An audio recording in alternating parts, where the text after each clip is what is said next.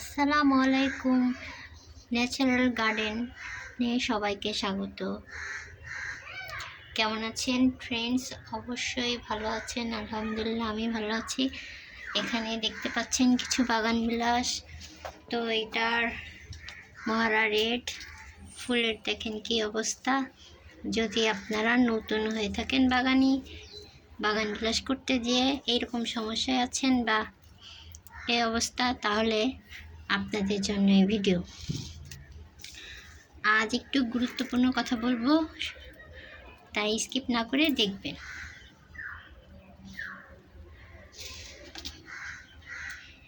এই ফুল গাছগুলোতে যখন বিশেষ করে বাগান বিলাসে যখন ডালের অবস্থা এরকম থাকে, ফুল ঝরে গেছে বা ফুল এরকম শুকিয়ে যাচ্ছে এবং ঝরা অবস্থায়, মানে 1 মাস হয়ে গেছে, 15 দিন হয়ে গেছে, 10 দিন হয়ে গেছে, মেয়াদ শেষ হয়ে গেছে, ডিসকালার হয়ে গেছে, তখন কি করতে হয়? ফুলগুলো গোড়া থেকে আস্তে আস্তে কেটে দিতে হয়। এরকম ডগার এখান থেকে যে ডালটাই হয়েছে, ডাল না, যেখানে ফুল হয়েছে এরকম চিকন চিকন এগুলো কেটে দিতে হবে।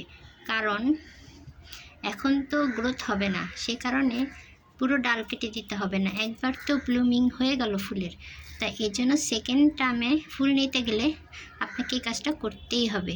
আপনার ফুলের বয়স 15 দিন হওয়ার পর করলে আরও ভালো। এতে কি হবে?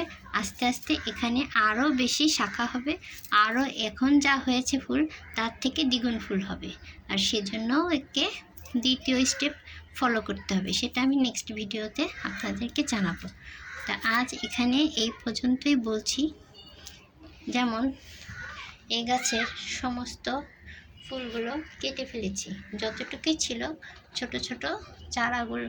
এগুলো ছোট গাছ, কিন্তু আমি বনসাই করে রাখি বলে ছোট করে রাখি, মানে জায়গা কম, সে কারণে ছোট ছোট।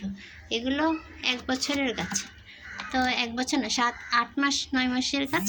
তো এখানে যতটুকু ফুল হয়েছিল সব আমি কেটে দিয়েছি।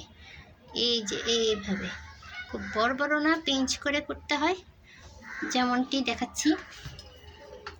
এখানে এতটুকু পিঞ্চ করলে হবে। এটা যেহেতু শক্ত, এভাবে উঠবে না, সহজে উঠতে চাইবে না, তো আপনাকে একটা কাটার দিয়ে কাটতে হবে। কাটারটা অবশ্যই ফাঙ্গিসাইড, ডেটল বা কিছু একটা দিয়ে করে নিন, পরিষ্কার করে নিন।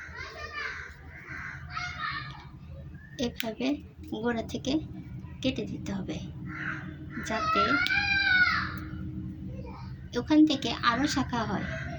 হ্যাঁ,